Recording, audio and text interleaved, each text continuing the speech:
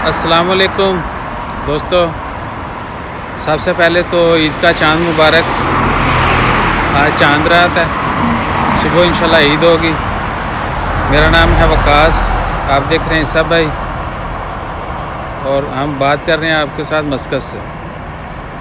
तो हम ज़ाहिर है मस्कत में हैं तो मस्कत ओमान की ही बातें करेंगे।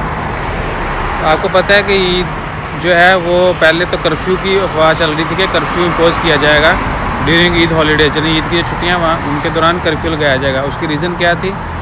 ये पिछले पूरे वीक के जो हैं ऑलमोस्ट 10 दिन के बहुत ज़्यादा केसेस आए हैं।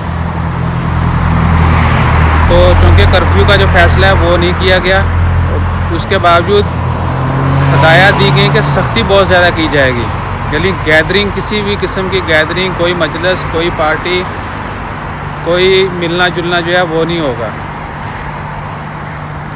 तो अभी मैं खड़ा हूँ हमारी बिल्डिंग के बाहर, ये मेन रोड है, 18 नंबर स्ट्रीट है, शिदी होटल से गोबरा शिदी होटल की तरफ जो है ऑटोमेटिक रेस्टोरेंट, और आगे एयरपोर्ट की तरफ।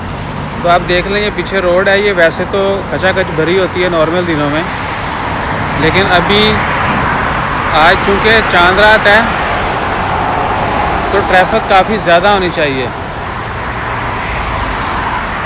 लेकिन इट्स ओके, लोग केयर कर रहे हैं तो अच्छी बात है।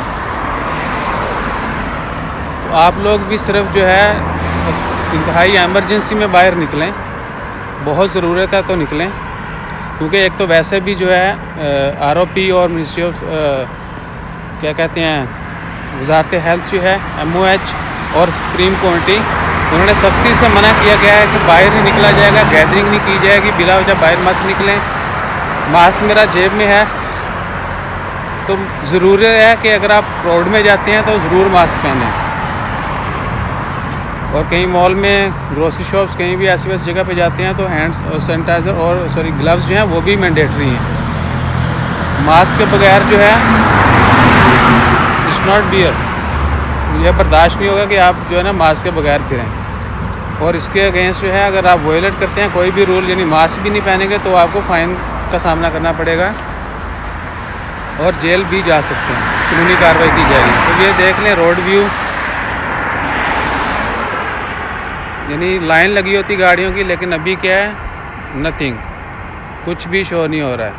शो क्या हो कह रहा हूँ, कुछ भी नहीं है, यानी ट्रैफिक भी नहीं है, आवाम भी नहीं है, वरना चांद रात को तो बहुत ज़्यादा रश होता है। तो इंशाल्लाह खैर, अपना ख्याल रखें। बाकी जगह भी आपसे शेयर करते हैं, एक मस्जिद की तरफ भी आपको लेकर जाएंगे, वहाँ देखेंगे कि वहाँ क्या सूरत हाल है, क्योंकि मसाजिद जो हैं वो भी बंद हैं, ईद की नमाज जो है वो नहीं होगी।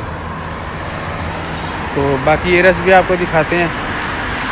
आखिर में सबसे पहले तो मेरी रिक्वेस्ट है कि आप ज़्यादा से ज़्यादा दुआ करें कि ये जो वबा है, कोरोना, जल्दी ख़त्म हो जाए,